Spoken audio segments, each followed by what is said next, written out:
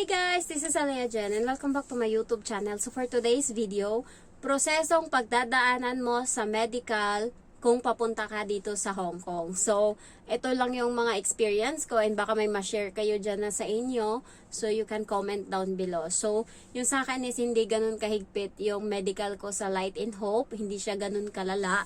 So nagawa ko lang yung buong medical ko ng 3 hours. Ayan, 3 hours lang. So sa dati kong agency na pinag-applyan sa Jedigal, inabot ako doon ng 2 araw. So, iba-iba ng experience. And, by the way guys, may ibang agency na bago ka pa-interviewin or bago ka pag-anuhin, bago ka magka-employer, basta natanggap ka na sa interview nila sa Hong Kong agency. So, pinag-medical na nila, valid yun, okay yun. Kasi may iba nagtatanong kung pwede bang ganun. Kasi kung akin daw, bakit daw ako nag-medical nung nagka-employer na ako. Iba-iba tayo ng agency sa Hong Kong.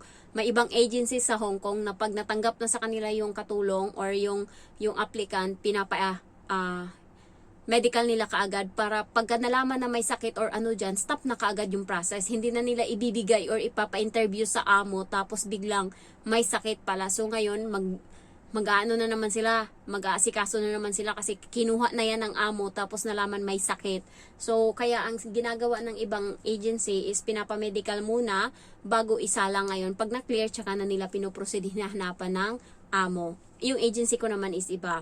Hinanapan mo na ako ng amo, tapos nung okay na, tsaka ako pinag-medical. Tsaka nung nagka-amo na ako, tsaka ako pinag-medical. So, mas maganda yung ganun kasi nga, every 3 months is may expired na yung medical mo. So, kung lumagpas ka na ng 3 months, tas hindi ka pa nakaalis sa Hong Kong, another medical ka uli. Ganun yung procedure nila. Pero kapag 3 months or wala pang 3 months, tapos nakaalis ka na papunta sa Hong Kong, wala ka ng medical na gagawin. So, ako isang beses lang ako nag-medical, and then nakaalis ako kaagad. Yung kaibigan ko, 2 beses siya nag-medical kasi nga lumagpas siya ng 3 buwan sa process niya. So, kasi iba yung agency niya, sa HINS siya. So, nung natanggap siya sa interview ng agency sa Hong Kong, medical siya kaagad, habang wala pa siyang amo. So, yung months niya is, or yung araw niya sa medical, tumatakbo na. So, nung na-cleared na siya, inanapan siya ngayon ng amo. Nung nagka-amo siya, pinaprocess ngayon yung paper na, umabot siya ng 4 na buwan bago nakaalis. Ang problema ngayon is, yun nga, kailangan niya ng mag-medical uli kasi na-expire na yung another medical niya, yung unang medical niya. So, yun yung issue doon. So, ano nga ba yung pagdadaanan mo? Ano yung mga tips para makapasa ka sa medical? Unang-una, marami akong nakita doon nung nandun ako sa medical na umiinom sila ng gatas. Yung, nakalimutan ko na.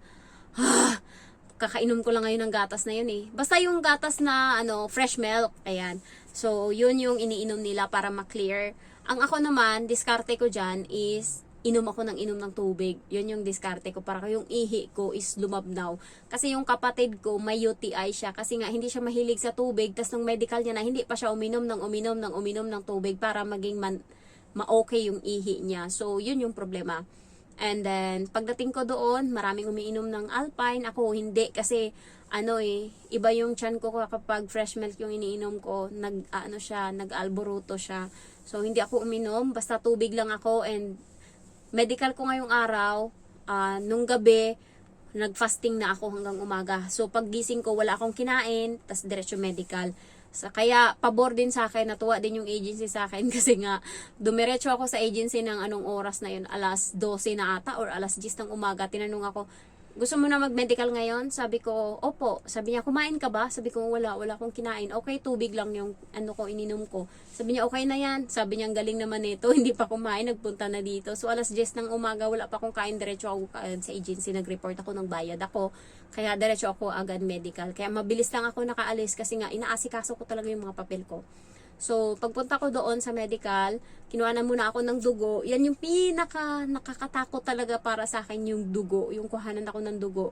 So, hindi nila makita yung ugat ko dito. Ilang beses akong hinanapan ng ugat, 2, hanggang sa at the end na move on na. Bumalik na naman kami dito. Dito ako tinusukan. Sabi, mahirap daw mahanap yung ugat ko. Pero ngayon, Doc, kuhanan mo ako ng dugo kay makita mo na agad yung mga ugat-ugat ko dito. Makikita mo na sila kay naglabasan na talaga sila lahat. So, kinuhanan ako, hindi ako tumitingin. Tapos yung doktor, kinakausap ako para mawala ako sa focus. Kinakausap niya ako, chinichismis niya ako habang tinuturukan. Pero guys, ang laki ng pagkakaiba ng injection or ang turok sa Hong Kong or ang kuha ng dugo sa Hong Kong at sa Pinas. Sa Pinas, mararamdaman mo yung sakit ng karayom, yung tusok. Dito sa Hong Kong, para lang tinusok ng nang hindi mo maintindihan. Sobrang gaan. Tapos yung karayom nila sobrang liit, tapos parang talagang masakit pa yung kagat ng sobrang gaan ng ng Hong Kong. Yun lang yung napansin ko. Tapos pagkatapos noon, pinasa ako agad sa x-ray. Yung iba, kinalat-kalat kami. Ako sa x-ray, yung iba is doon sa physical, yung iba doon sa vision. Kaya mabilis lang kami natapos. Sa x-ray, ang technique dyan, kasi nga meron akong subscriber na nagtanong ngayon sa akin kung daw, kasi may scar daw siya sa sa lungs niya. So, subukan niya daw uli mag-apply. Try mo mag-apply sa Hong Kong, pero ang technique dyan, kapag pinag-medical ka, kapag pinag-x-ray ka, ganito kasi yung gagawin sa'yo, di ba? So, gaganyan ka. Ayan, ipapatong mo yan dito, tapos sabihin sa'yo, hingang malalim. So, ganito yung iba. Tapos, hold breath. Ako, hingang malalim, ganito lang. Angat ko lang to, kunwari lang. Pero hindi ako humingang malalim. Hindi katulad ganina na, ganon. So, angat ko lang, hinga lang, angat ko lang to. Tapos yan na, okay na yan. Huwag nyong lalain yung huwag nyong lalain yung ganun talaga. Makikita yung mga scar nyo dito sa, sa lungs nyo kapag ganun. Lang, yung kalmahan nyo lang yung hinga. Hindi yung hingang malalim talaga yung hinga ka lang, tas angat mo lang to konti. Ganyan lang yung teknik ko. Kaya, pumasa ako kasi ko yan dati sa Jedigal. And gusto din akong ibagsak nung lalaki na yun. So, sa Jedigal, parang bet ako nung ng doktor, na doktor sa x-ray. So, hindi ko lang alam anong ginawa niya, pero pinabalik niya ako. Sabi niya, may scar daw yung yung lungs ko. Sakto nung time na yun, nalaman ko na sa physical na may bukol yung dede ko. So, ngayon, tinanong niya ako, bakit hindi ka cleared? Ang dami mo pa palang babalikan. Sabi ko yung physical, kasi may bukol yung dede mo. Sabi niya, patingin nga ng dede mo. Nagulat ako. Sabi niya, may tiwala ka ba sa akin? Akala ko, tutulungan niya ako guys sa sakit ko, or tutulungan niya ako kung paano pumasa sa medical. Ang gaga ko, pa lang ako noon 24 years old or 23. Sa kagagahan ko talaga, pinakita ko sa kanya yung dede ko. Nung time na yun, hanggang ngayon pa naman yung dede ko, tayong-tayo talaga yan. Para talagang ang cute-cute ng hindi talaga yan Tapos, nagulat ako, inano niya na yung number ko. Tapos, gusto niya akong puntahan sa trabaho. So, doon ko na nalaman na nagpabuang-buang talaga ako ba, nung time na yun, abno talaga ako. Yung tanga pa talaga. Ayan. So, nung nalaman ko na iba pala yung niya, yung motibo niya sa akin. Kasi nga, sabi niya, lumabas ka na ba sa trabaho mo? Kinuha niya yung number ko kasi sabi niya nga, ite-text kita kung clear ka na sa x-ray at iaano ko din yung sa physical mo, baka magawa natin ng paraan na maklear ka doon. Walang ganun na nangyari. Niloko lang ako. Tinext niya naman ako na okay na daw yung x-ray ko. Okay naman ako doon. Pero yung doon sa isa na yun yung inaano ko. Tapos gusto niya akong kasi nga pupunta daw siyang SM Manila nung time na yun. Doon ako nagtatrabaho. Mag-meet daw kami. Hindi ako nakipagkita sa kanya. Kasi ko na naiba na. So, pagkatapos nung sa medical ko na, may regla ako guys. Sabi ko doon sa babae, may regla po ako. Sabi niya, doon ka na kumuha ng ihi sa kalagitnaan na ng ihi mo. So, yun. Umihi ako muna, edi maraming dugo. Tapos nung kalagitnaan na nga, mahirap nga lang magpigil. Doon ako kumuha ng ng ihi. So, okay na. Malinis na yung ihi ko, walang kasamang dugo. So, nakita ko pala yung isang kasama ko doon, na pula yung ihi niya na binigay. Kasi nga, may mga dugo pa pala yung nakasama. Yun pala yung problema. Tapos, pumunta na nga ako ngayon doon sa physical. Doon, na agad yung katawan ko, ganyan. Nilamas na ako doon. Tapos, yung dede ko, may bukol na, may scratch na, may hiwa na. Sabi ko, may operation ako dati. Sabi, okay. So, Ngayon, pinatuwad ako. May napkin pa ako, guys. Ay, nakakahiya. Waalala ko, para akong paglabas ko, hindi ko na maintindihan. Para akong na-rape sa loob sa sobrang hiya ko. So, sabi niya ganun, baba mo yung ano mo, yung pantalon mo, tumuwad ka, ganyan, putang ina. Tapos, iaanuhin ko daw yung ano ko, yung puwitan ko, ganunin ko daw. Ay, ang dugo ko dyan, nakakahiya. Pagkatapos, okay na, clear na. Dali-dali ko talagang inayos yung sarili ko, tapos lumabas agad ako kasi nahiya talaga ako tumingin sa babae na nag-inspection. Kasi nga, Diyos ko naman, nakita mo na lahat-lahat sa akin. So, yun talaga yung pinaka-struggle ko sa medical, yung pahubarin ka, tapos ibuka ka mo yung ano mo dyan, lahat-lahat na sa'yo, para makita kung may almoranas ka o ano.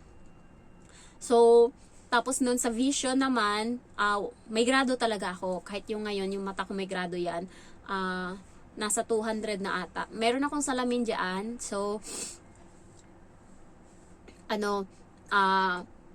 inano ko na nga na yun nga magpagrado daw ako kasi pinabasa ako, hindi ko na mabasa. So magpagrado daw ako. Sabi niya, "Nasaan yung salamin mo?" Sabi ko, "Nasa bahay po." Sabi niya, "Punta-punta dito, medical, walang salamin na dala." Ganon. Kasi nga hindi ako nagpasalamin kasi sabi ko may salamin na ako sa bahay. Sabi ko, dalhin ko na lang po bukas. So yun, hindi niya ako kinlear. Tapos pumunta ako sa iba sa mag-exam na para malaman kung baliw ka, yan. So, basahin yung maigi dyan, huwag kayong puro check or ano dyan, kasi nga, merong mga ano dyan na kino-confuse ka, na minsan kapag nasagutan mo yun ng yes or ano, pwede kang magkaroon ng ano na, may ano to, may sira to sa utak, ganun. Pwedeng ganun. May isa akong kasama na, okay na yan. Answer lang siya, hindi niya alam, chine-check yan. Tapos nalaman na marami siyang mga katanungan doon na sinagutan niya, na kung sinagutan niya yon, ang ending is lumabas na hindi capable yung mental ano niya, health niya. So parang ang ano is may pagkabaliw-baliw siya ba, ganun. So pinabalik siya doon, kinausap siya, nag-exam siya uli, hindi ko lang alam kung pumasa. So basahin yung maigi kasi may mga confusing doon, yung binabaliktad-baliktad nila na pwede kang mag-ano, na pwede kang ma-ekis doon. Yan. Next is sa teeth. Kung makalimutan yon, matino na tong ngipin ka. Sabi ng babae, "May sira ka dito." Sabi sa akin, "Kailangan mong magpapasta para maklear ka." So nagpapasta ako kay 500. Binutasan ngayon yung maliit na butas ko, binutasan ng malaki, nilagyan ng pangpasta nila. Hindi pa nga ako nakaalis doon, natanggal na yung pasta na nilagay niya, kay parang hindi man lang ininit yung nilagay. So, huwag kayong magpapasta doon sa medical, walang kwenta yung pasta nila doon. And, ayun na nga, nangyari. Hanggang ngayon, ito yung inaano ko, kasi nabutas na siya. So, pag uwi, ipapasta ko talaga ito pag nakauwi ako sa Pinas. Ayan. So, yan lang naman yung medical. Medyo mahirap lang guys sa part na x-ray, kasi nga kinakabahan ka kung okay yan o hindi. Yan lang naman yung inaantay mo, tas clear ka na. Ano pa ba yung iba? X-ray, dugo, ganyan. Parang okay na guys. Yan lang naman yung sa akin. Technique dyan pag nag-medical, kung saan yung konti yung pila, doon kayo pumunta. Yung mga marami, huwag kayo muna doon. Huwag kayong magsitambakan doon. Munta kayo sa iba. So, yan, magdala na din kayo ng tae, ganyan. Ayan, kasi yung iba hinihingi yan. Ko lang alam ako kung nagdala ako, parang wala ata ako nun. Maluwag nga yung medical na napuntahan ko sa Light and Hope, hindi ganun kalala. So, madali lang yung process ko. Sa Kings naman dati, ikaw na bahala magpa-medical sa sarili mo. Diyan na yung amo ko, bye-bye.